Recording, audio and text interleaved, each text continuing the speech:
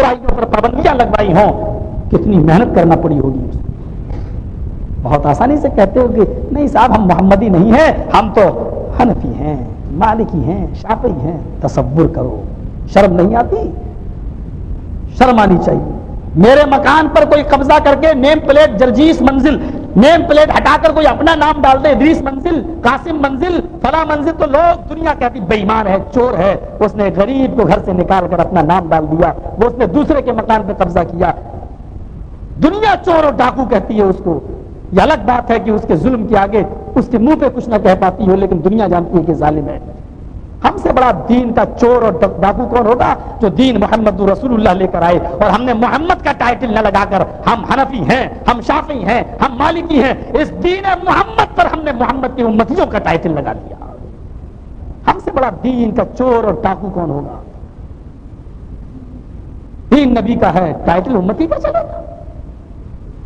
ہم حنفی ہیں، ہم شافعی ہیں، مالکی ہیں۔ کہتے ہو مولوی صاحب تم بھی تو اہل حدیث ہو، تو فرق کیا پڑتا ہے؟ حدیث تم ہی بتا دو کس کو کہتے ہیں، تم ہی بتا دو حدیث کس کو کہتے ہیں۔ حدیث اللہ کی کتاب قرآن کو کہتے ہیں۔ فإن خیر الحدیث کتاب اللہ، سب سے بہترین حدیث اللہ کی کتاب ہے، اور اللہ نے بھی قرآن میں کہا اللہ نزل احسن الحدیث، اللہ نے سب سے بہترین حدیث یعنی قرآن کو نازل کیا ہے۔ فبأي حدیث بعدہ یؤمنون، اس حدیث یعنی قرآن کے بعد تم کس کتاب پر ایمان لاؤ گے؟ اللہ نے قرآن کو حدیث کہا ہے، اللہ نزل احسن الحدیث، اللہ نے بہترین حدیث قرآن اتارا ہے، اللہ نے قرآن کو حدیث کہا ہے، اور محمد رسول اللہ کے قول و فعل و عمل کو بھی حدیث کہتے ہیں، آپ کی سنت کو بھی حدیث کہتے ہیں۔ تو اہل حدیث کا مطلب یہ ہوا قرآن و حدیث والا، اللہ اور اس کے رسول والا۔ ہم نے ٹائٹل کسی امتی کا نہیں لگایا۔ جلن میں، کڑھن میں، حسد میں اب تم نے ہم کو وہابی کہا، ہم کو یہ بھی منظور ہے اس لیے کہ وہاب نام اللہ کا ہے، ہم نے کسی اللہ کے بندے کا ٹائٹل نہیں لگایا۔ دشمن نے بھی میرا نام جو رکھا ہے وہ ہماری حقانیت کو دیکھ کر رکھا ہے کہ یہ وہابی ہیں، یعنی اللہ والے ہیں۔ اللہ کام تو عوابین سے بھی لے لیتا ہے خانہ کعبہ کو بچانے کے لیے، کوئی بڑی بات نہیں۔ کم سے کم محمدی کہلواؤ، دین نبی لے کے آئے، حنفی شافعی مالکی، کیا ہے یہ سب ٹائٹل؟ یہ لوگ دین لے کر تو نہیں آئے تھے، دین کی دعوت و تبلیغ کی، دین لے کر نہیں آئے تھے، دین لے کر جناب محمد رسول اللہ صلی اللہ علیہ وسلم آئے تھے۔ ٹائٹل بھی نبی کا لگاؤ، تقیم الصلاۃ، نماز ویسے پڑھو جیسے محمد رسول اللہ صلی اللہ علیہ وسلم نے پڑھی ہے۔ کیا بات ہے؟ وجہ کیا ہے؟ کن کن چیزوں پر اعتراض کرو گے؟ میرا نبی تو وہ ہے کہ مکے میں آیا، اس کی حیثیت دیکھو، اس کا مقام دیکھو، مکے میں آیا، برائیوں کی آماج گاہ تھی مکہ، جب نبی پر قرآن اترا تو اللہ نے اس بستی کو ام القریٰ بنا دیا، ساری بستیوں کی ماں بنا دیا۔ میرے نبی نے مسجد نبی میں نماز پڑھی، اللہ نے کہا حبیب جس مسجد میں تو نے نماز پڑھی ہے اس مسجد کی ایک رکعت کو ہم نے 1000 رکعت بنا دیا۔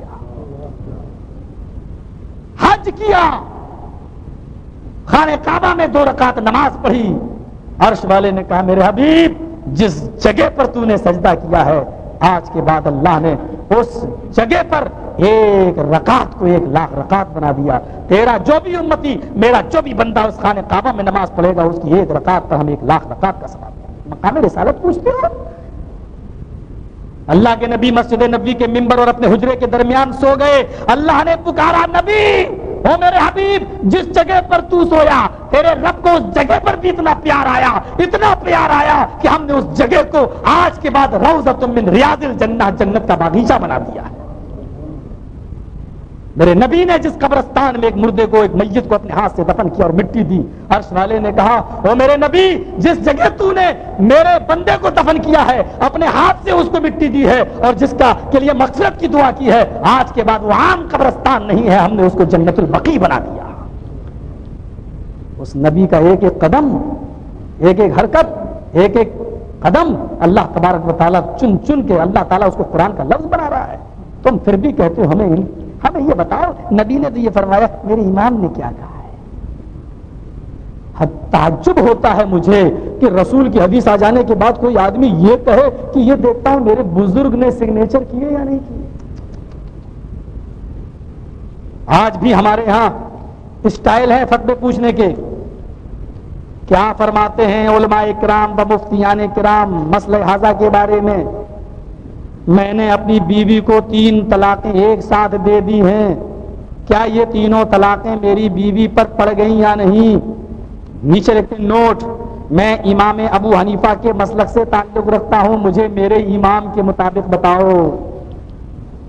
امام شافعی کے ماننے والے لکھتے ہیں نوٹ، میں امام شافعی کے مسلک سے تعلق رکھتا ہوں، شافعی المسلک کے مطابق بتاؤ طلاق پڑی یا نہیں۔ سارے لوگ اپنے اپنے اماموں کے متعلق پوچھتے ہیں، الحمدللہ کسی بھی اہل حدیث نے آج تک اپنے کسی بزرگ کے حوالے سے نہیں پوچھا۔ اہل حدیث جب بھی مسئلہ پوچھتا ہے تو یہ کہ میں نے ایک ہی مجلس میں اپنی تینوں طلاقیں اپنی بیوی کو دے دی ہیں، مجھے کتاب و سنت کی روشنی میں بتائیے کہ اللہ کے رسول صلی اللہ علیہ وسلم کی حدیث میں کیا راستہ ہے، قرآن و حدیث سے مجھے واضح کیجئے کہ یہ تین طلاقیں ایک مجلس کی تین واقع ہوئی یا نہیں ہوئی۔ الحمدللہ آج بھی شریعت زندہ ہے۔ لا تزال طائفة من امتی منصورین علی الحق لا یضرهم من خالفهم حتی یأتی امر اللہ۔ اللہ کے نبی فرماتے ہیں لا تزال طائفة من امتی، میری امت میں ایک گروہ ہمیشہ حق پر رہے گا۔ لا تزال طائفة من امتی علی الحق، میری امت میں ایک گروہ، طائفۃ النکرہ ہے، ایک گروہ ہمیشہ حق پر رہے گا، منصورین، اللہ کی طرف سے اس کی مدد ہوتی رہے گی، لا یضرهم من خالفهم، اس کا دشمن، اس کا مخالف اس کو کچھ بھی نقصان نہیں پہنچا سکے گا۔ زالہ کہاں آتا ہے عربی میں؟ میں نے کئی جگہ بتایا، آج آپ کو بھی بتا دیتا ہوں۔ لا تزال طائفۃ، لا تزال عربی زبان میں زالہ کا لفظ تسلسل بلا انقطاع کے لیے استعمال ہوتا ہے۔ جیسے کسی آدمی نے کبھی غریبی نہ دیکھی ہو، ہمیشہ امیر رہا ہو، اور اس نے کبھی بھکمری، کبھی غریبی اور فقیری نہ دیکھی ہو، جس کے پاس کبھی تکلیف نہ آئی ہو، پیسہ اتنا ہو، تو اس آدمی کو کہا جائے گا عربی میں، جیسے زید نے کبھی غریبی نہیں دیکھی تو کہا جائے گا ما زال زید غنیا، زید کو میں اس وقت سے امیر دیکھ رہا ہوں جب سے اس نے ہوش سنبھالا۔ ما زال زید غنیا، زید ہمیشہ سے امیر ہے، زید جب سے پیدا ہوا تب سے امیر ہی ہے، یعنی اس نے غریبی نہیں دیکھی۔ تو یہ لفظ کہا آتا ہے جس میں کبھی بھی اس نے غریبی نہ دیکھی ہو۔ اللہ کے رسول نے وہی لفظ استعمال کیا، لا تزال طائفۃ من امتی، میری امت میرے زمانے سے لے کر قیامت کی صبح تک ایک گروہ اس میں ایسا رہے گا جو کبھی بھی گمراہ نہیں ہوگا۔ لا تزال طائفۃ من امتی علی الحق، وہ حق پر ہی قائم رہے گا قیامت کی صبح تک، میرے زمانے سے لے کر قیامت تک اس گروہ کا کوئی بھی دشمن کچھ نہیں کر سکتا۔ اس کے بعد امام احمد ابن حنبل فرماتے ہیں ان لم یکونوا اصحاب الحدیث فلا ادری من هم، اگر یہ اہل حدیث نہیں ہیں تو میں نہیں جانتا ہوں کہ پھر یہ کون سا گروہ ہے۔ کتنا صاف کہا ہے امام احمد ابن حنبل نے اپنی مسند کے اندر، ان لم یکونوا اصحاب الحدیث فلا ادری من هم، اگر یہ حدیث والے نہیں ہیں، اگر یہ اہل حدیث نہیں ہے تو پھر میں نہیں جانتا ہوں کہ پھر یہ کون ہے جو ہمیشہ حق پر رہیں گے، مجھے نہیں معلوم ہے کہ یہ اس کے علاوہ کون ہے۔ بامبے میں ایک بار تقریر کر رہا تھا بھیونڈی علاقے میں، تو اس میں ایک صاحب نے پرچہ دے دیا، میں نے اس کو بلا لیا، وہ 40 دن کا چلہ لگایا ہوا تھا، کہتا ہے کہ مولوی صاحب آپ کس امام کے ماننے والے ہیں؟ میں نے پرچہ پڑھا، میں نے کہا ادھر آ جاؤ، میں نے اس کو مائک بھی دے دیا، اناؤنسر والا، بیٹھو اس پہ بیٹھ کے پوچھو، بیٹھ گیا۔ میں نے کہا اب بتاؤ کیا ہے؟ کہتا کہ یہ پرچہ آپ کے پاس رکھا ہے، آپ نے پڑھ لیا، میں یہ پوچھنا چاہتا ہوں کہ آپ کس امام کے مقلد ہیں، کس امام کو مانتے ہیں؟ میں نے کہا الحمدللہ میں چاروں کو مانتا ہوں۔ مجھے یہ بتاؤ کہ چاروں میں سے تقلید کس کی کرتے ہو؟ میں نے کہا میں چاروں کی کرتا ہوں۔ کہ چاروں کی تقلید کیسے ہو جائے گی؟ میں نے کہا کیوں؟ جس وقت اللہ کے نبی سے جس کی بات مل جاتی ہے میں اس کی بات مان لیتا ہوں۔ نہیں آپ کسی امام کو نہیں مانتے، آپ گستاخان ائمہ ہیں۔ میں نے اس سے کہا کہ تم کس کو مانتے ہو؟ کہنے لگا کہ میں امام ابو حنیفہ کی تقلید کرتا ہوں۔ میں نے کہا اور وہ 3 امام جو اور ہیں وہ کیا جھوٹے تھے کیا؟ کہا جھوٹے کیوں؟ تو برحق تو چاروں ہیں، لیکن میری مرضی، میں تقلید ان کی کرتا ہوں امام ابو حنیفہ کی۔ میں نے کہا ان تینوں کی تقلید کیوں نہیں کرتے ہو؟ کیا کہتا ہے میری مرضی، ان کی باتیں مجھے زیادہ اچھی لگتی ہیں، میں ان کی بات کو مانتا ہوں، ان کی تقلید کرتا ہوں۔ میں نے کہا اسلام تیری مرضی پہ اترا ہے کیا؟ چاروں میں سے جس کو چاہے چھاڑ لے۔ کہا نہیں برحق تو چاروں ہیں، عزت تو میں ان کی بھی کرتا ہوں لیکن تقلید میں ان کی کرتا ہوں۔ میں نے کہا 3 کی باتیں نہ مان کر بھی ان کی عزت کرنے کے دعوے دار ہو تم، تو کیا ہوا؟ مانتا تو سب کو، برحق چاروں تھا۔ میں نے کہا اگر تم 3 کی تقلید نہیں کرتے ہو، 1 کی کرتے ہو، تب بھی تم ان کے دوست ہو، تو میں چاروں کی نہیں کرتا ہوں. تم تین کی نہ کر کے بھی تینوں کے دوست ہو سکتے ہو, تو میں چاروں کی نہ کر کے چاروں کا دوست کیوں نہیں ہو سکتا ہوں؟ تو بولا میں بھی تو ایک کی مانتا ہوں, ابو حنیفہ کی. میں نے کہا میں بھی مانتا ہوں جناب محمد رسول اللہ کی. کہتا نہیں چار امام چاروں برک چاروں جنتی, اس کے علاوہ کوئی جنت میں نہیں جائے گا.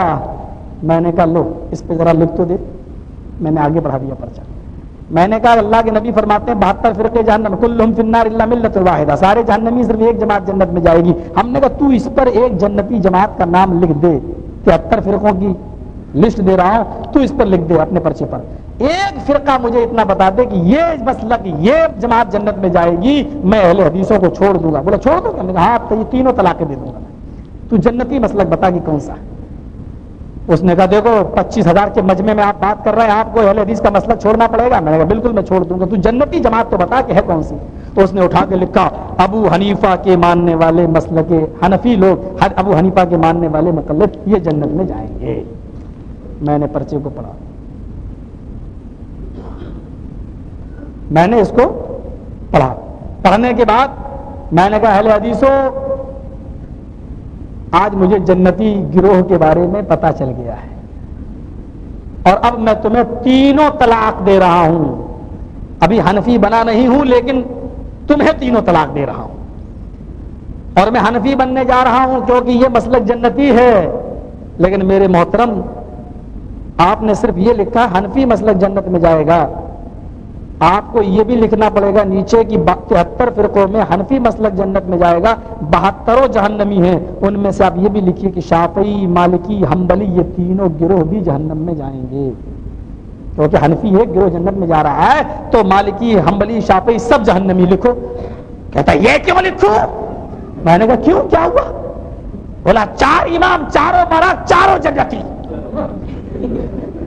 میں نے کہا یار بہت جلدی پلٹ گیا تو.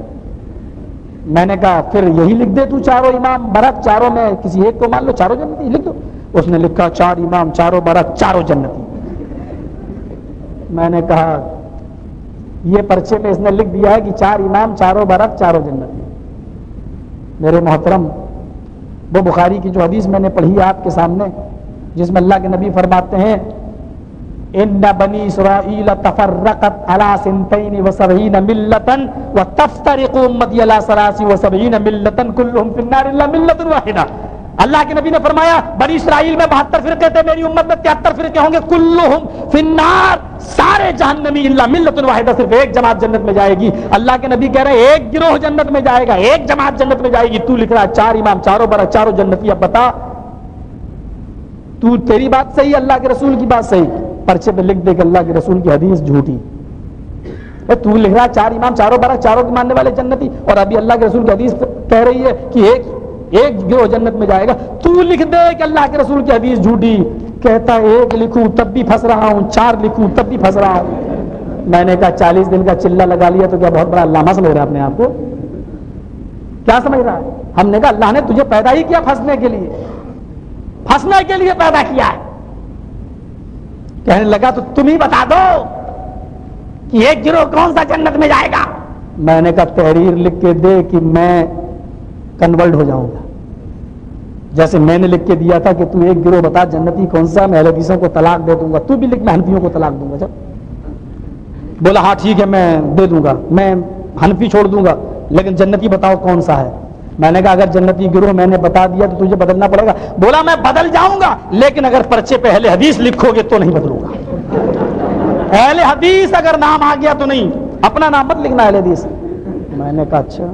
میں نے کہا ٹھیک ہے چل اہل حدیث نہیں لکھوں گا, اہل حدیث سب سے پہلے جہنمی. بس یار سمجھ میں نہیں آ رہا, تم سب سے پہلے اہل حدیثوں کو جہنمی لکھ رہے ہو, اب یہ برق کہاں گرے گی, بجلی کہاں گرے گی, سمجھ نہیں آتا. میں نے لکھ دیا اہل حدیث جہنمی سب سے اوپر. اس کے بعد میں لکھا حنفی بھی جہنمی, مالکی بھی جہنمی, شافعی بھی جہنمی, اور یہ حنبلی بھی جہنمی, اور مالکی بھی جہنمی, شیعہ بھی جہنمی, قادیانی بھی جہنمی, مرزائی بھی جہنمی, پرویزی بھی جہنمی, اہل قرآن بھی جہنمی, منکرین حدیث بھی جہنمی. یہ سارے لکھنے کے بعد جتنے فرقے مجھے یاد تھے اس کے علاوہ لکھا 72 جہنمی.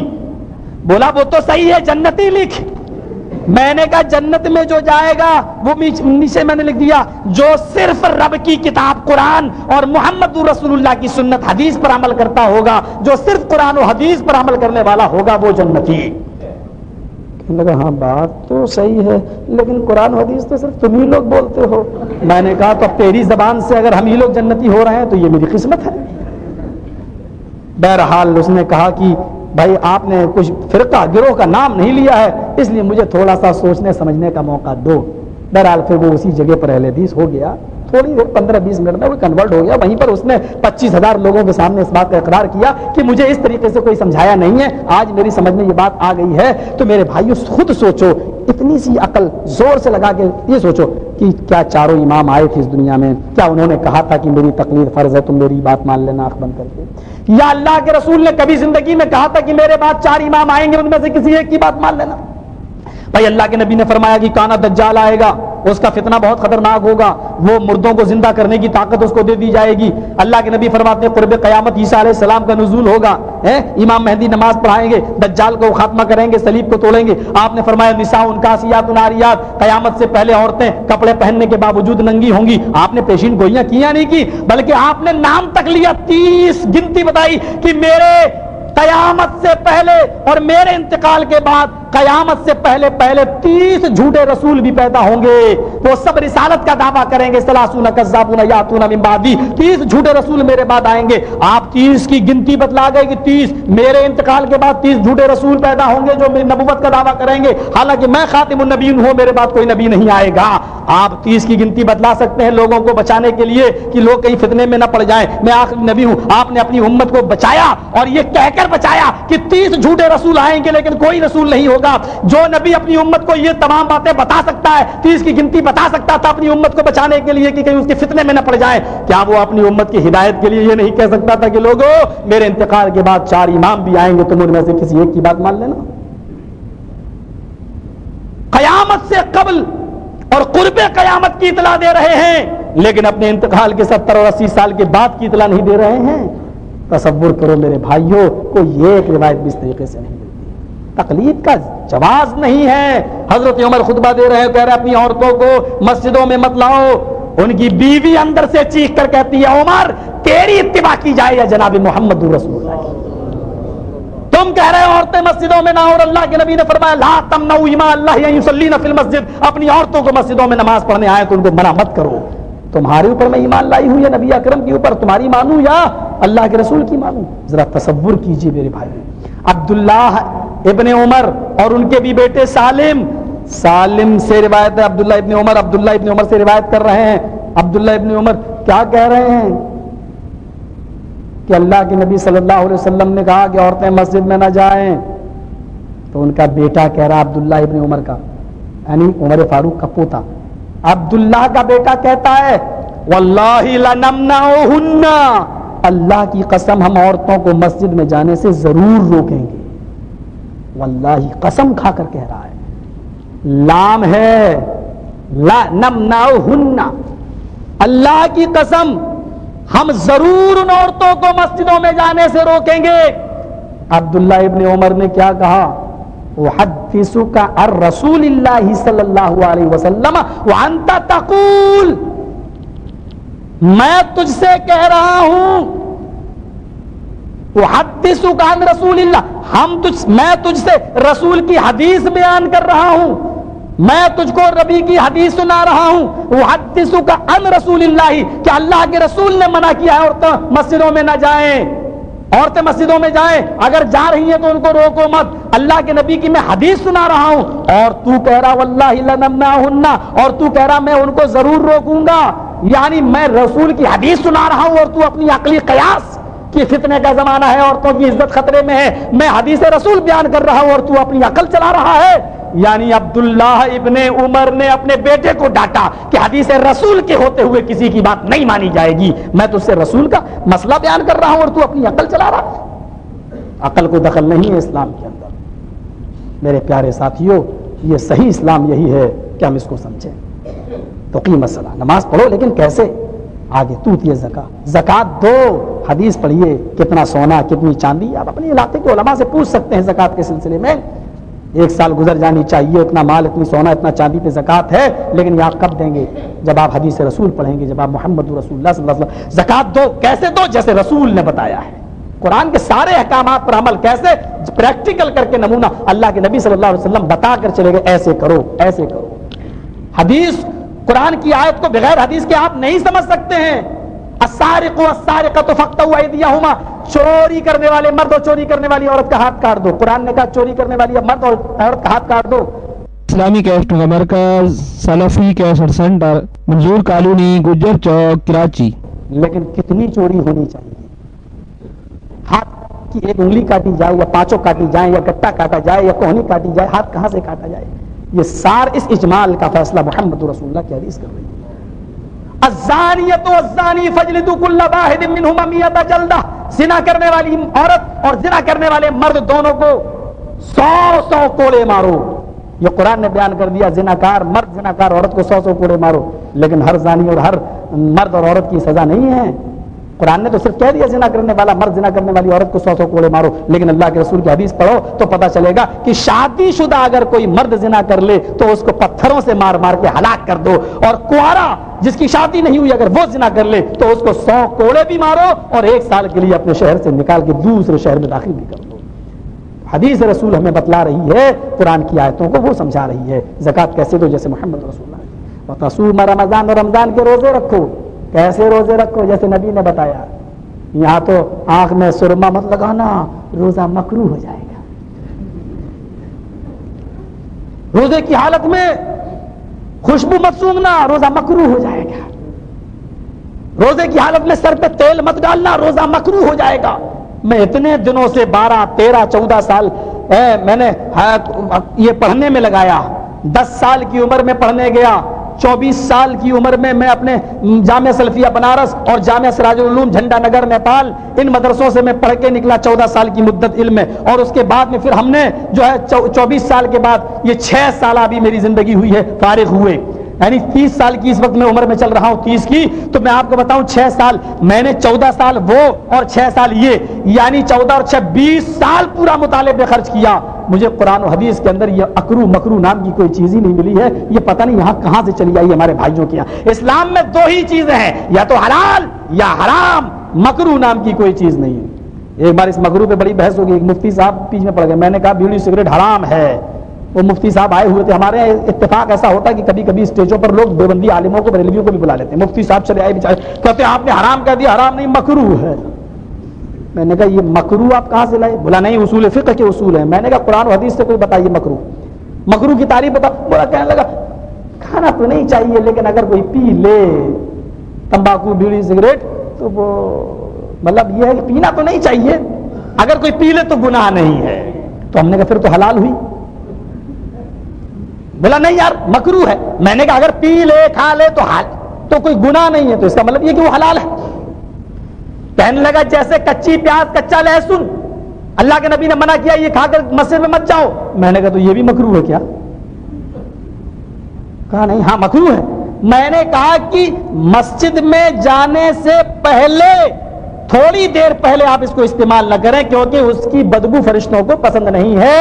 اللہ کے نبی نے اس سے منع کیا، کھانے سے منع نہیں کیا. کھانے سے منع نہیں کیا کہ مت کھاؤ، کھاؤ لیکن جب نماز کا وقت ہو تو اس کو کھا کر فوراً نماز پڑھنے مت جاؤ. یعنی اتنی دیر پہلے کھا لو کہ اس کی بدبو نکل جائے. تقریباً کم سے کم آدھا گھنٹہ. تو اب تو لوگ کہتے ہیں اذان ہونے والی ہے جلدی سے تمباکو کھائیے جلدی سے گلا کیا آگے بڑھ گئے. پیاز کچی لہسن کچا پیاز تو منع ہے، یہ بیچارے تمباکو کھا جلدی جلدی مت لمبے لمبے کس مارے اور ایک دم گھس گئے چلو وضو بنا لیں گے، بدبو چلی جائے گی. عجیب حالات لوگوں نے پیدا کر دی. میں نے اس سے کہا اچھا ایک بات بتا، چل مت مان تو مکروہ ہی مان، اتنا ہے بتا. بولو کیا بتاؤں؟ میں نے کہا بیڑی سگریٹ میں جو پیسہ جاتا ہے لوگ خریدتے ہیں یہ فضول خرچی ہے کہ نہیں؟ ہاں یہ بات تو صحیح ہے. میں نے کہا مفتی صاحب فہد کہہ رہے ہو صحیح ہے، مسئلہ بھی صحیح بتانا. بولے کیا؟ اسٹیج پر ہی میں نے کہا فضول خرچی ہے؟ کہاں ہے؟ میں نے کہا قرآن کہتا ہے ان المبذرین کانوا اخوان الشیاطین، فضول خرچی کرنے والے شیطان کے بھائی ہیں. اور قرآن ایک دوسری جگہ کہتا ہے انہ لکم عدو مبین، شیطان تمہارا کھلا ہوا دشمن ہے. شیطان کھلا ہوا دشمن ہے اور فضول خرچی کرنے والے شیطان کے بھائی ہیں. اب یہ بتاؤ شیطان کا بھائی بننا حلال ہے یا حرام؟ شاید آپ کی نظر میں مکروہ ہوگا. نہیں شیطان کا بھائی بننا تو حرام ہے. ہم نے کہا پھر بیڑی سگریٹ پینا کیا ہوا؟ بولے یار ہٹو تم لوگ جانے کہاں سے بات کرتے ہو. میں نے کہا مفتی صاحب آپ مفتی ہیں یا مفت میں ڈگری مل گئی ہے کہیں سے؟ یہ اہل حدیث کا اسٹیج ہے نا، بال کی کھال نکال لی جاتی ہے. یہاں کھال کی بال نہیں، کھال کی بال تو سب نکالتے ہیں، ہمارے یہاں بال کی کھال نکال لی جاتی ہے. ایسے مسائل رکھے جاتے ہیں. وتصوم رمضان، حضرت عائشہ نبی اکرم اعتکاف میں ہے اور آپ اپنا سر مسجد میں رکھتے تھے اور اپنا دھڑ مسجد میں، اور کبھی کبھی آپ روزے کی حالت میں اپنا سر حجرہ عائشہ میں کر لیا کرتے تھے. اما عائشہ فرماتی ہیں روزے سے ہوتے تھے اللہ کے نبی، اور میں روزے کی حالت میں نبی اکرم کے سر میں تیل ڈال دیتی تھی، آپ کی آنکھوں میں سرما لگا دیا کرتی تھی، اپنے ہاتھ پر عطر لے کر میں آپ کے کپڑوں میں مل دیا کرتی تھی. روزے کی حالت میں سرما نبی نے لگایا، روزے کی حالت میں عطر نبی نے لگایا، روزے کی حالت میں میرے بھائیوں سر پہ تیل اللہ کے نبی صلی اللہ علیہ وسلم نے ڈالا. روزے کی حالت میں خراب خون جب جسم میں جمع ہو جاتا تو اللہ کے نبی اس کا پوچھنا لگواتے، ایک سینگی ٹائپ کی پائپ آتی تھی، اس کو منہ میں رکھ کے خراب خون جذب کر لیا جاتا تھا، خراب خون کو نکال لیا جاتا تھا پائپ کے ذریعے، منہ تک نہیں پہنچتا تھا، وہ پائپ میں جمع ہو جاتا تھا اور اس طریقے سے اس خون کو، خراب خون کو پھینک دیا جاتا تھا. روزے کی حالت میں آپ نے پوچھنا لگوایا. یہ تمام روایات ہمیں یہ بتلا رہی ہیں کہ روزے کی حالت میں آپ سر میں تیل بھی ڈال سکتے ہیں، روزے کی حالت میں خوشبو بھی لگا سکتے ہیں، روزے کی حالت میں آپ بلڈ چیک، خون کی جانچ کی ضرورت پڑ جائے تو انجیکشن کے ذریعے بلڈ کو نکالا بھی جا سکتا ہے. روزے کی حالت میں مسواک بھی، حتیٰ کہ ٹوتھ برش اگر اس کے اندر خنزیر کی چربی کی آمیزش نہ ہو. کچھ ٹیسٹ اب سور کی چربی کے آ رہے ہیں. کریم جو عورتیں لگاتی ہیں اور لپسٹک جو ہماری ماں بہنیں لگاتی ہیں، یہ لپسٹک بغیر سور کے چربی کے بن ہی نہیں سکتی. سن لیجیے آپ، کوئی ایک ماں کا لال اٹھے اور جرات کرے چیلنج کی، میں آپ کو بتاتا ہوں ہندوستان کے سب سے بڑے سائنٹسٹ کا نام لے کر، اس نے کہا کہ اس میں اس چربی ملائی جاتی ہے جو دیر تک جم جائے، جو جلدی نہ پگھلے، اور لپسٹک میں سور کی چربی اسی لیے ملائی جاتی ہے کہ وہ ہونٹوں پر دیر تک ٹک جائے، دوسری چربیاں فوراً پگھل جائیں گی. ہمارے ہاں لپسٹک کا ایک بہت بڑا کارخانہ ہے انڈیا میں، اس آدمی نے اعتراف کیا ہے، نکالا ہے کہ ہاں بغیر سور کی چربی کی لپسٹک ہم نہیں بنا سکتے. اعتراف کیا ہے اس نے، باقاعدہ اعتراف کیا ہے. مسلمانوں نے پرہیز کیا، لیکن جو عورتیں ماڈرن، الٹرا ماڈرن خیال کی ہیں وہ لگا رہی ہیں. ان کو کیا، نماز پڑھتی نہیں، روزہ رکھیں گے نہیں، پھر وہ ماڈرن ماحول بھی ہے وہاں پر. ہمارے یہاں مغربی تہذیب حد سے زیادہ ہے، لڑکیاں جتنے چھوٹے کپڑے ہوں وہ پہن کر اپنا فخر سمجھتی ہیں. میرے بھائیوں، یہ حالات وہاں کے پیدا ہو چکے ہیں، سور کی چربی کے بغیر لپسٹک نہیں بنتی. اور اب تو کچھ کریم جو عورتیں چہروں پہ ملتی ہیں، ان میں وہ حمل جو ناجائز حمل ٹھہر جاتے ہیں پیٹ پہ اور لڑکیوں کے، اور وہ ہاسپٹلس میں گرواتی ہیں، ان کے حمل جو وہ بچے جو لوتھڑے کی شکل میں آتے ہیں وہ ملائی جاتی ہے کریم کے اندر جو اپنے چہرے پہ ملتی ہے. کچھ کریم ہے، میں سب کو نہیں کہہ رہا ہوں میرے بھائیوں. ہاں وہ ٹکیا جو آتی ہے رنگ، وہ عورتیں اپنے گھر میں لگا سکتی ہیں، شوہر کے لیے، دوسرے کے لیے رنگ ہے تو، ورنہ وہ بھی نہ لگائیں، کوئی ضروری نہیں ہے. زیب و زینت کے بہت سی چیزیں ہماری بہنوں کے اور ہماری ماؤں کے استعمال کرنے کے لیے، وہ کریں، لیکن گھر سے نکلتے وقت وہ کوئی بھی چیز نہیں لگا سکتی. المراتو اذا استعطرت فمرت بالمجلس فهي كذا وكذا يعني الزانیہ زانیہ زانیہ، رواه احمد فی مسندہ. اس حدیث کو امام احمد اپنی مسند کے اندر لائے. ایما امرأۃ اذا استعطرت، جب عورت خوشبو حاصل کر لے، استعطرت ہے عطر کے معنی خوشبو، اور اسی کو جب باب استفعال میں لے جائیں استعطرت تو خوشبو کا حصول، خوشبو کا حاصل کرنا. جس چیز سے بھی جسم پر خوشبو آ رہی ہو، چاہے وہ ڈابر آولا تیل ڈالو، چاہے وہ چمیلی کا تیل ڈالو، چاہے وہ کوئی بھی تیل ہو خوشبودار، اگر اس نے ڈال لیا. اب تو ایسی ایسی چیزیں چل رہی ہیں ہمارے انڈیا میں، پین ہے قلم، اس میں بھی لکھتے ہوئے خوشبو آ رہی ہے، رینالڈ پین اس کو بولا جاتا ہے. وہاں اب اس کا ایڈورٹائز ٹی وی پہ آتا ہے کہ ایسا پین ہے یہ خوشبو والا کہ لکھتے لکھتے لب ہو جائے. یہ ایسا بھوت سوار ہے لب پر. سارے موبائل کی کالیں فری ہو رہی ہیں رات میں، 5 روپے گھنٹہ. یہ ساری چیزیں ہمیں نہیں معلوم ہے کس کے لیے نکالی جا رہی ہیں، اور یہ بدماشیاں کیوں پھیلائی جا رہی ہیں، اور یہ ساری چیزیں کیوں ہو رہی ہیں. ٹیلی فون کا استعمال بھی آداب کے اندر آتا ہے. عشاء کی نماز کے بعد کسی کو ناجائز موبائل، کسی کو فون نہیں کیا جا سکتا ہے. جو آداب کسی کے گھر پہ جانے کے ہیں کہ عشاء کی نماز کے بعد مت جائیے، اور اسی طریقے سے ظہر کی نماز قیلولہ جب کیا جاتا ہے اس کے بعد مت جائیے۔ آدمی عجیب حالت میں ہوتا ہے، اپنی بیوی کے پاس بھی ہوتا ہے، جو آداب اس کے ہیں وہ آداب ٹیلی فون کے بھی ہیں۔ آپ عشاء کی نماز کے بعد کسی کو، بہت سے لوگ مس کالیں مارتے ہیں، یہ بھی ذہنی ٹینشن ہے، اور یہ بھی حرام ہے کسی کو ذہنی ٹینشن دینا۔ سن لیجئے، اسلام اس کا بھی ہر چیز ملتی ہے اسلام کے اندر۔ آپ مس کال مار رہے ہیں، نمبر اس کے اندر سیو نہیں، پتا نہیں کس کا، پھر مار دیا آپ نے مس کال، آپ مزہ لے رہے ہیں۔ اسلام کے اندر کسی کو ذہنی ٹینشن دینا یہ بھی حرام ہے، یہ بھی اپنے بھائی کو ستانا ہے، اور جب تک وہ آپ کا بھائی آپ کو معاف نہ کرے اللہ بھی آپ کو معاف نہیں کرے گا۔ تصوم رمضان، رمضان کے روزے کی حالت میں بلڈ بھی نکالا جا سکتا ہے، روزے کی حالت میں مسواک بھی کی جا سکتی ہے، ضرورت ہے تو روزے کی حالت میں عورت ہانڈی کا نمک چکھ کر تھوک بھی سکتی ہے، روزے کی حالت میں کان میں بھی دوا ڈالی جا سکتی ہے، آنکھ میں بھی دوا ڈالی جا سکتی ہے، البتہ ناک میں دوا نہیں ڈالنی چاہیے، کیونکہ ناک کا تعلق ڈائریکٹ حلق اور گلے سے ہے، ناک میں دوا ڈالنے سے بچنا چاہیے۔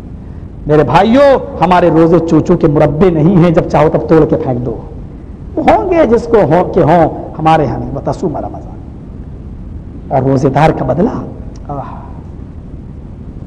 مسند احمد کی حدیث آتی ہے، بس تھوڑی سی دیر اور، قیامت کے دن اللہ تعالیٰ کہے گا اے میرے فرشتوں، میرے بندے نے نماز پڑھی اس کا بدلہ دے دو۔ فرشتے نماز کا انعام لے کے آئیں گے، فرشتے کہیں گے اللہ تیرے بندے نے زکات بھی تو دی ہے، اللہ کہے گا فرشتوں زکات کا انعام بھی دے دو۔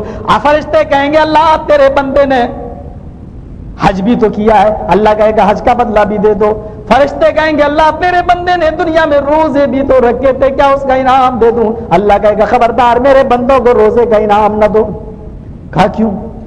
کہا فَإِنَّهُ لِي وَأَنَا أَجْزِي بِهِ، میرا بندہ دنیا میں میرے لیے روزہ رکھتا تھا، روزہ میرے لیے رکھتا تھا، بدلہ میں دوں گا اس کو، روزے کا انعام میں دوں گا۔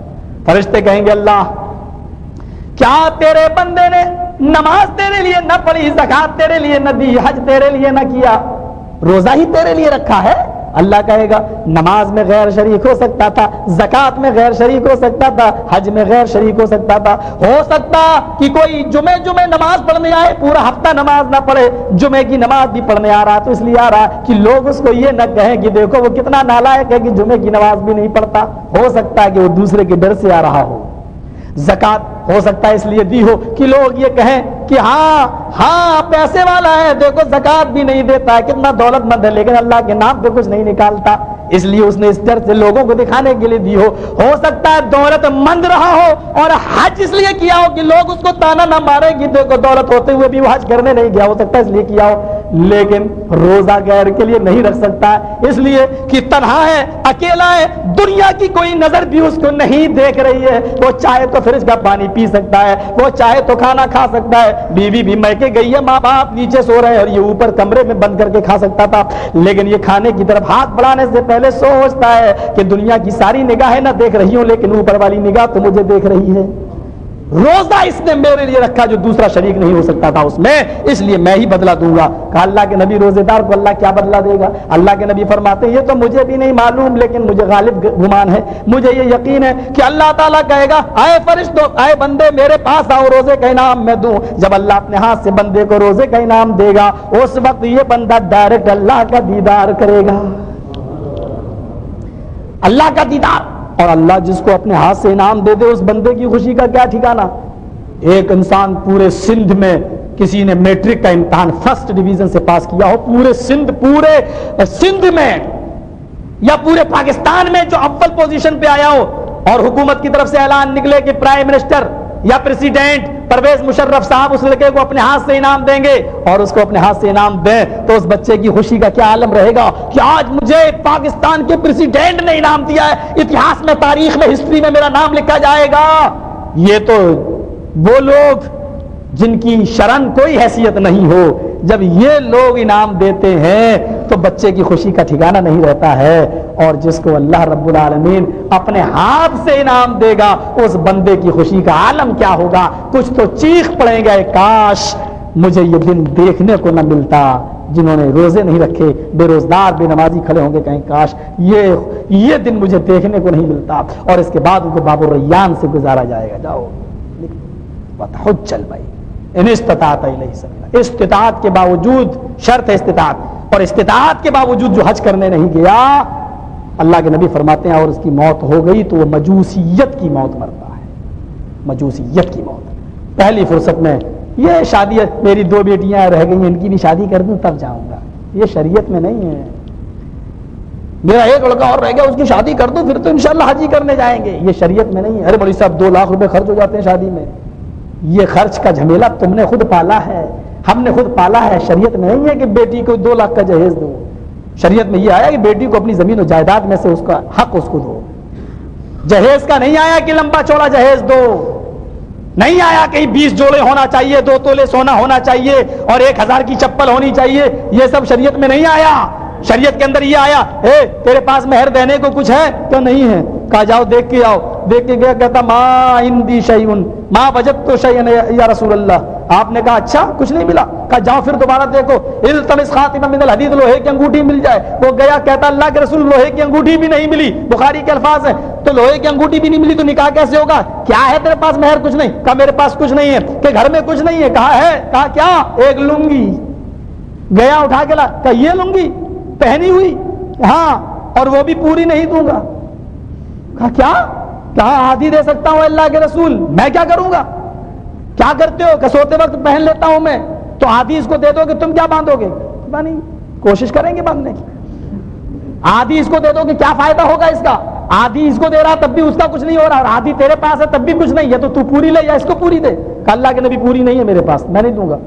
اچھا چلنے لگا، آپ نے کہا ادھر آؤ، کہاں جا رہے ہو؟ کہ اللہ کے رسول جب ہے ہی نہیں کچھ تو نکاح کیسے ہوگا؟ آپ نے کہا اگر تیرے لیے شریعت محمدی راستہ نہیں نکالے گی تو کون نکالے گا؟ اگر محمد کی شریعت میں راستہ نہیں ملا تو کہاں ملے گا؟ قرآن کتنا یاد ہے، کہتا اللہ کے رسول سورہ حق کا یاد ہے، سورہ ملک یاد ہے، سورہ نبا یاد ہے، سورہ قیامہ یاد ہے، اتنی صورتیں یاد ہیں؟ ہاں یاد ہیں۔ اے عورت اس کے ساتھ نکاح کرنا چاہتی ہے، مہر نہیں ہے، یہ قرآن کی صورتوں کو مہر بنا دیتا ہوں، یہ صورتیں وہ تمہیں یاد کرا دے گا، یہی تمہارا مہر ہوگا، کیا قبول ہے؟ کہنے لگی اللہ کے رسول جس عورت کے نکاح میں مرد کی طرف سے قرآن کی صورتیں مہر بن جائے اس سے زیادہ بابرکت نکاح اور کس کا ہو سکتا ہے؟ کھڑے ہوئے اللہ کے نبی خطبہ نکاح پڑھایا، اس عورت کا باپ زندہ نہیں تھا، اللہ کے نبی خود اس کے ولی بن گئے، نکاح پڑھایا، جاؤ لے جاؤ، اسی وقت ودا کر دی، 2 روپے کا خرچہ نہیں ہوا شادی۔ یہ جھمیلے ہم نے اپنی طرف سے پالے ہیں، 2 لاکھ 3 لاکھ کے، نہ کوئی بارات تھی، نہ چوروں کا پتہ تھا، نہ لٹیروں کا پتہ تھا۔ اللہ کے رسول کی حدیث ہے، جو باراتی بن کر لڑکی والے کے گھر کھانے گیا، دخل سارقا وخرج سارقا، رواه الطبرانی اور مسند احمد۔ امام طبرانی اپنی حدیث کے اندر لاتے ہیں کہ وہ چور بن کے گیا اور ڈاکو بن کے نکلا۔ کس نے کہا لڑکی والے کے گھر کھانا کھاؤ؟ صرف ولیمے کا ثبوت ہے، ولیمہ کھاؤ، وہ بھی لڑکے والے کے گھر، لڑکی والے کے یہاں جانا جائے، ولی دعوت میں لڑکی، ولی صاحب لڑکی کے باپ نے اجازت دے دی تھی 150 آدمی لے آنا۔ لڑکی کے باپ کی مجبوری کو اجازت کہتے ہیں؟ یہ مجبوری ہے لڑکی کے باپ کی، وہ جانتا ہے کہ جب تک اس کی شرط پوری نہیں کریں گے 150-200 آدمی کی بارات کی، تب تک میری بیٹی کے ہاتھ پیلے نہیں ہوں، اور وہ اپنی بیٹی کی شادی کرنے کے لیے تیری شرط پوری کرتا ہے، اور 200 آدمیوں کو کھلانے اور پلانے کے لیے وہ بینکوں سے یا کسی سے سود پر روپیہ لیتا ہے قرض، پھر اپنی بیٹی کے ہاتھ پیلے کر کے رخصتی کرتا ہے، اور اس کے بعد میں وہ ماں سود کے اس قرض کو ادا کرتا ہے، اور کبھی کبھی جب قرض ادا نہیں ہو پاتا ہے تو پھر وہ پھانسی کا پھندا لٹکا کر خودکشی کر لیتا ہے اور مر جاتا ہے۔ تم لڑکی کے باپ کی مجبوری کو اس کی اجازت سمجھ رہے ہو، یہ غلط فہمی ہے، یہ جھمیلے اپنی طرف سے بند کرو، صاحب حیثیت ہو حج کرنے جاؤ، اللہ رب العالمین سے دعا کرو۔ میں نے آج آپ کا 1.5 گھنٹہ لے لیا ہے، اور ابھی میں وہاں سے بھی بول کے آ رہا ہوں، مسجد خدیجۃ الکبریٰ، اس ایریے سے ہم اللہ سے دعا کرتے ہیں، چند کلمات کے بعد ہم اللہ رب العالمین اسلام کا جو انٹروڈکشن میں نے کرایا ہے، ہمیں سچے اسلام پر اور صحیح اسلام پر عمل کرنے کی توفیق عطا فرمائے۔ اب آپ کہیں گے مولوی صاحب یہ اسلام بھی صحیح ہوتا، صحیح کیا ہے؟ صحیح اسلام کیا ہے؟ آج اسلام کے ماننے والے 72-73 فرقوں میں بڑھ گئے، آج اسلام کی پیورٹی سمجھ میں نہیں آ رہی کہ کیا ہے۔ حنفی، شافعی، مالکی، ہم سب دعوے دار ہیں کہ ہم مسلمان ہیں، ہم سچے اسلام پر عمل پیرا ہیں۔ ہم اللہ سے دعا کرتے ہیں، اللہ جو اسلام تو نے اور تیرے نبی جناب محمد رسول اللہ نے ہم تک پہنچایا ہے، ہم سب کو اس اسلام پر عمل کرنے کی توفیق عطا فرما۔ اللہ رب العالمین سے دعا ہے کہ جو ہمارے بھائی بیمار ہیں ان کو شفا کاملہ اور عاجلہ عطا فرما، جو ہاسپٹلس میں ایڈمٹ ہیں ان کی دواؤں میں صحت و تندرستی کوٹ کوٹ کے بھر دے، اور جو تیری رحمت کو جا چکے اللہ ان کی قبروں کو نور سے بھر دے، تا حد نگاہ کشادہ فرما دے، ان کے گناہوں کو معاف فرما دے، اور ان کی روحوں کو اعلی علیین کے اندر جگہ عطا فرما۔ وما علینا الا البلاغ المبین، وآخر دعوانا ان الحمد للہ۔